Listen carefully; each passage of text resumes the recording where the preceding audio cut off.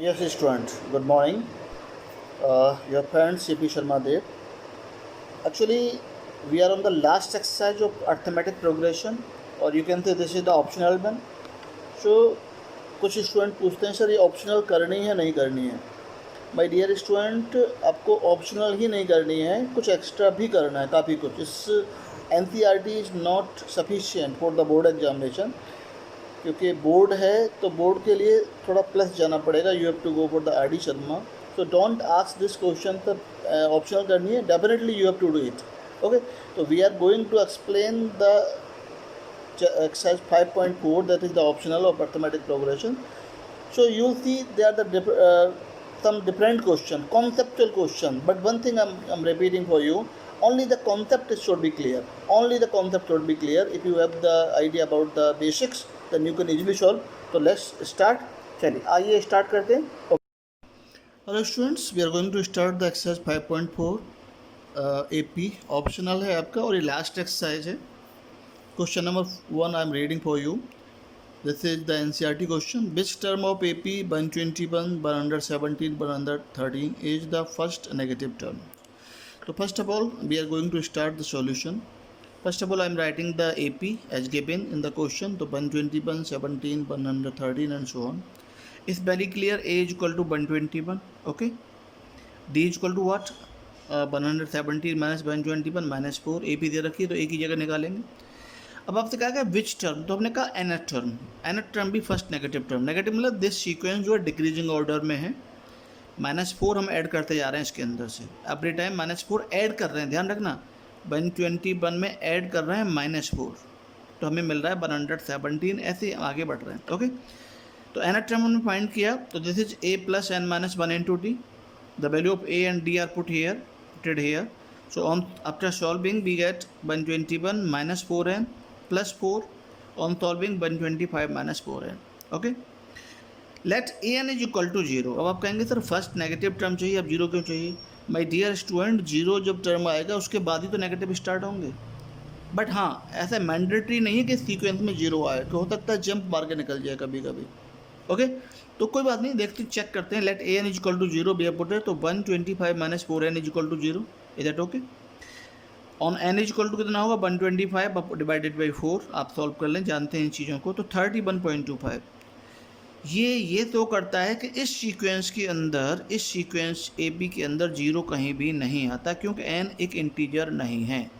n should be the positive integer because n is the number of term. तो इसमें 31.25 कोई term होगा ही नहीं. इसका मतलब इस टर्म पे जीरो आ रहा है, इसका मतलब इसके बाद नेगेटिव होगा. तो 31.25 का just negative, just next term कौन सा हुआ? 32nd term, because we have already cross 31st term. तो 32nd term of this AP will be the first negative term, okay, of this AP. लेकिन ये चीज़ क्या शो करती है? अगर आपसे पूछा जाए आपसे कभी कि इस AP में क्या कोई भी टर्म नेगेटिव होगा, तो same process we will apply same process. और जब ये ए इंटीजर नहीं आ रहा है तो हमें लिखेंगे this AP does not have any term as zero. इसमें जीरो कोई भी टर्म नहीं है. Is that okay? ओके, चलिए क्वेश्चन नंबर 2 देख लेते हैं. बहुत ईजी है, मैं पूरा सॉल्व नहीं करूँगा इसे. The sum of 7th and 3rd. पहले लिखा है बुक में, वो 7th बाद में लिखा है. 7th and 3rd terms of AP is 6. Sum is 6. Sum is 6 of 7th term and 3rd term and their product, और उनका प्रोडक्ट 8 है. So find as sum of the first 16 terms. As 16 मैंने लिख दिया डायरेक्टली, भाषा में लिखा हुआ है sum of first 16 term. We don't have the first term, तो we have choose let the first term be A and the common difference be D. What is given? 7th term and 3rd term का सम. तो 3rd term is written by A3, 7th term represented by the A7. This is A7 and their sum is 6, so this is equal to 6. What is A3? Do you know? No? A plus 2D, that's very right, plus A7, A plus 6D is equal to 6. On solving 2A, this is 2A plus 8D is equal to 6, divided by 2, so A plus 4D is equal to 3. First equation, this is linear equation, 2 variable. And their product is 8, product A3 into A7 is equal to 8. A3 that is A plus 2D multiply with A plus 6D that is equal to 8. दो equations हैं बच्चों, दोनों linear नहीं है. एक linear है, दूसरी linear नहीं है. इसमें से ए की वैल्यू निकालिए, इसमें पुट कर दीजिए, आप सॉल्व कर लेंगे डी और ए की वैल्यू, और आपको जो चाहिए मिल जाएगा आपको, ठीक है। Okay, question number 3 that's important. Ladder है जो आपके घरों में होती है, सीढ़ी, नशेनी जिसे हम हिंदी में बोलते हैं। ए ladder has rungs 25 centimetre apart. ये रंग्स हैं जिनमें हम पैर रख के चढ़ते हैं ना, ये रंग्स हैं। इसकी जगह पे पैर रख के चढ़ेंगे, यहाँ यहाँ यहाँ और टॉप पर पहुँचेंगे। इनकी जो है एक दूसरे से 25 सेंटीमीटर की दूरी पर है, डिस्टेंस 25 है। Okay, the rungs decreases uniformly in length. Rungs जो है डिक्रीजेज, हम देखा कि नीचे जो रंग होता है वो सबसे चौड़ा होता है, थोड़ा लंबा होता है, और फिर धीरे धीरे कम होता जाता है, ऊपर जाके कम हो रहा है। तो उसने कहा कि यूनिफॉर्मली डिक्रीजेज, इसका मतलब निश्चित नंबर डिक्रीज हो रहा है in length from 45 centimetre eight the bottom, 45 centimetre eight the bottom and 25 centimetre eight the top. इधर ओके, टॉप पर 25 है। जब कोई भी चीज़ यूनिफॉर्मली इंक्रीज हो या डिक्रीज हो, सीक्वेंस एपी होता है। आप इस चीज़ को जानते हैं, हम बता चुके हैं। If the bottom and top rungs are 2.5 metre, यहाँ से लेकर के यहाँ तक के जो रंग्स हैं वो 2.5 मीटर हैं एक दूसरे से, 2.5 मीटर की डिस्टेंस पर हैं, यानी 250 सेंटीमीटर की डिस्टेंस पर हैं। What is the length of wood to make the rungs. इन सब वुड जो रंग्स हैं इनकी सबकी लेंथ चाहिए आपको, लेकिन पहले तो ये मालूम पड़ेगा कि नंबर ऑफ रंग्स कितने। Solution we are going to start. ये क्वेश्चन था, मैंने एक्सप्लेन किया है with the figure, it is given in the text book. Rungs are uniformly decreasing from 45 centimetre to 25, 45 at the bottom, 25 at the top. Is that okay? So length of sequence of rungs will be an AP. ये बात लिखनी पड़ेगी आपको, कि आपको समझना पड़ेगा ये एपी का क्वेश्चन है भी या नहीं है। आपको आइडेंटिफाई नहीं कर पाएंगे तो you can solve the question. तो first of all you have to identify कि व्हाट विच टॉपिक की प्रॉब्लम आपके पास है। तो ए इक्वल टू 45 जो बेस है, first number, and last number मैंने कहा this one. Uniformly decrement d होगा। We are not going on that concept. Number of rungs कैसे निकालेंगे? अब यहाँ से यहाँ तक देखिए तो कितना डिस्टेंस है, 250। ये दो के बीच में कितना है, 25 प्लस 1 मैं साथ में कर रहा हूँ। एक छोटा सा मैंने एग्जांपल यहाँ मैंने दिया है कि अगर आपसे मैं कहता कि ये दो रंग्स के बीच में एक डिस्टेंस है, यानी 25 सेंटीमीटर, रंग्स 3 हो गए तो डिस्टेंस कितनी आ गई, 25, 50। मैंने यहाँ एग्जांपल दिया है, नंबर ऑफ रंग्स 3 रंग्स हमने ले लिए हैं, उनके बीच की डिस्टेंस कितनी होगी, 25 एंड 25, तो 50 होगी। तो आपसे पूछा कि 50 डिस्टेंस है तो नंबर ऑफ रंग्स कैसे निकालेंगे? तो 50 divided by 25, distance between the two, plus 1, 25 2 जा प्लस 1, तो 3 रंग्स आपके हो जाएंगे। क्यों? क्योंकि डिस्टेंस दो के बीच में बनती है, एक से डिस्टेंस नहीं बनती। आपने एक रंग बना दिया, डिस्टेंस थोड़ी बनी। जब 2 बनाओगे तब एक डिस्टेंस तैयार होगी, इसलिए प्लस 1 हमको करना पड़ रहा है। That's very important point. तो नंबर ऑफ रंग्स आपके 11 हो गए, 25 10 जा 250 प्लस 1 ना। तो आपको क्या चाहिए? इन सब रंग्स की जो डिस्टेंस लेंथ है उनका सम चाहिए। तो S11 is equal to sum of length of the all rungs.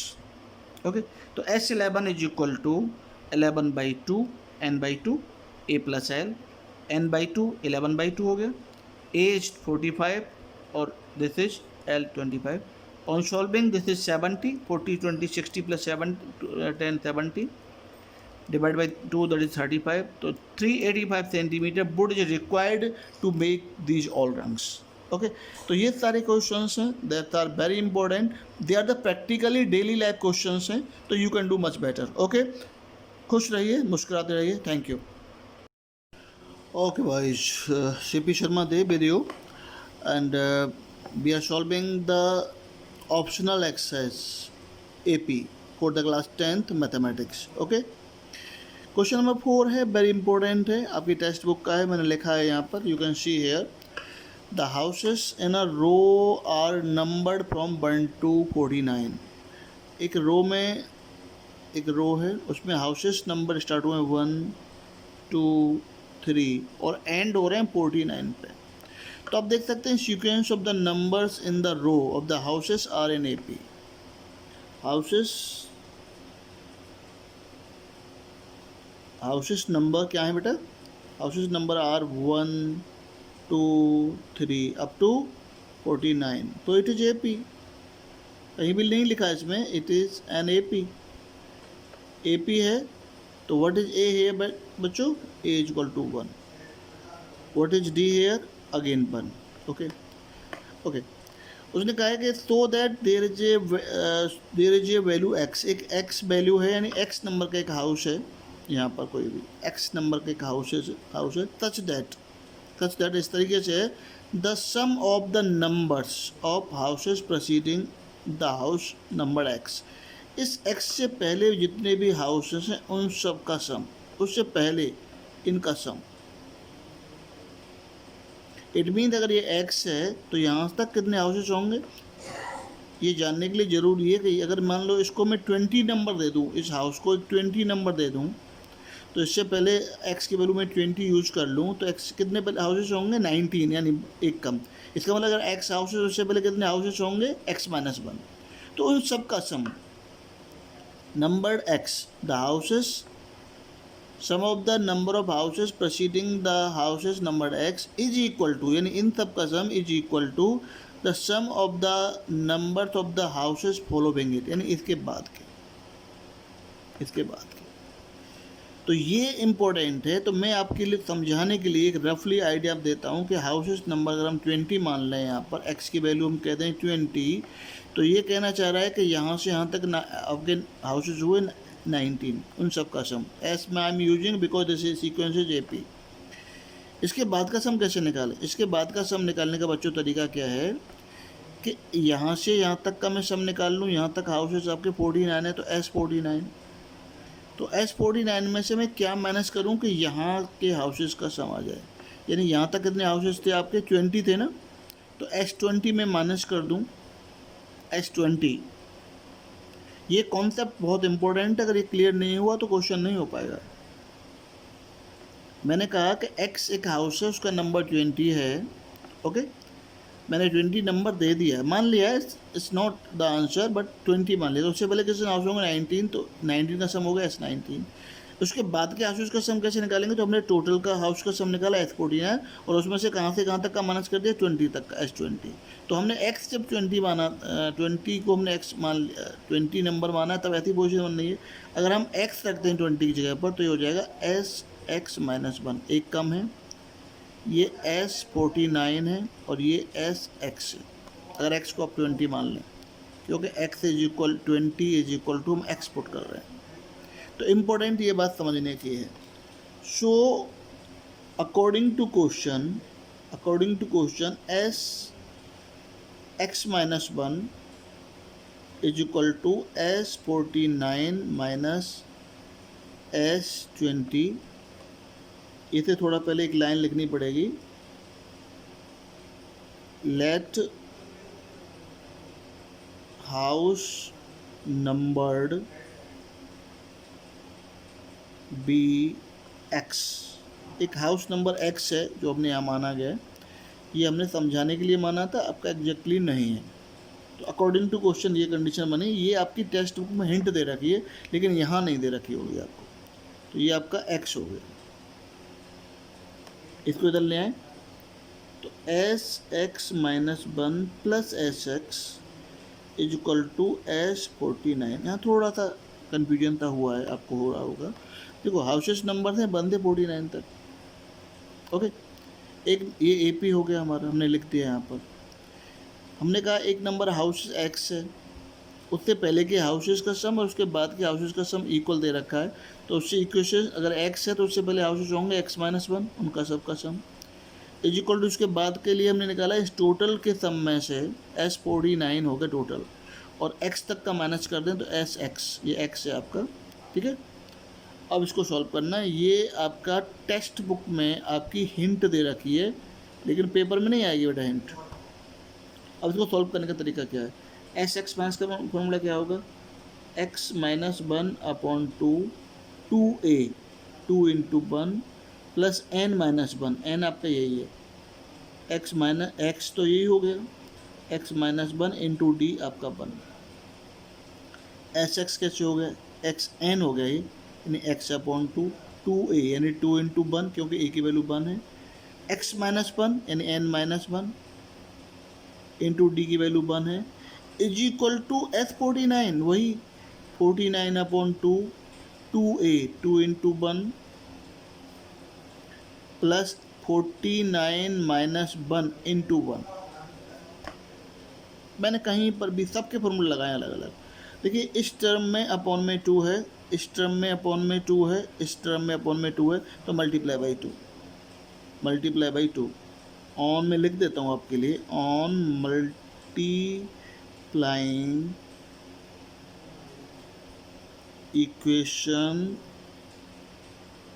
By 2, तो क्या मिलेगा, x माइनस 1 ब्रैकेट के बाहर 2 कैंसिल हो गया, ये 2 हो गया मल्टीप्लाई, और ये हो गया x माइनस 2 इंटू 1 यानी x minus 2 bracket closed, x आ गया, 2 कैंसिल हो गया, अंदर हम देखेंगे 2 है, यहाँ x माइनस 1 हुआ 1 से मल्टीप्लाई करने के बाद में। सिंपल हर स्टेप को सॉल्व करेंगे। 49, ये 2 कैंसिल हो गया, ये 2 हो गया, और ये 49 माइनस 1 हो गया 48 इंटू 1 यानी प्लस के 48। अब सिस्टम से सॉल्व करेंगे, you will get the result easily, otherwise problem आ जाएगी बच्चों, ध्यान रखना। देखिए x माइनस 1, यहाँ 2 से 2 कैंसिल हो गए, इंटू एक्स हो गए, ब्रैकेट अगली बार में ओपन कर देंगे, ये x आउटसाइड द ब्रैकेट है, ये हो गया आपका x प्लस 1, 2 माइनस 1, ये हो गया 49, और ये हो गया आपका दिस इज 50, इधर okay, multiply it, x square minus x, multiply it, x square plus x is equal to, I am not going to multiply it, 49 plus 50, this is cancel out, 2x square is equal to 49 into 50, it implies what you think about x square, 49 into 50 divided by 2, 2 से काटूंगा मैं इसको 25 time, तो what is x square, 49 into 25, it implies x is equal to root of 49 into 25, that is equal to 7 into 5, इसका 7 हो गया, इसका 5 हो गया, तो x is equal to 35, तो this is the answer। तो this is the house number x।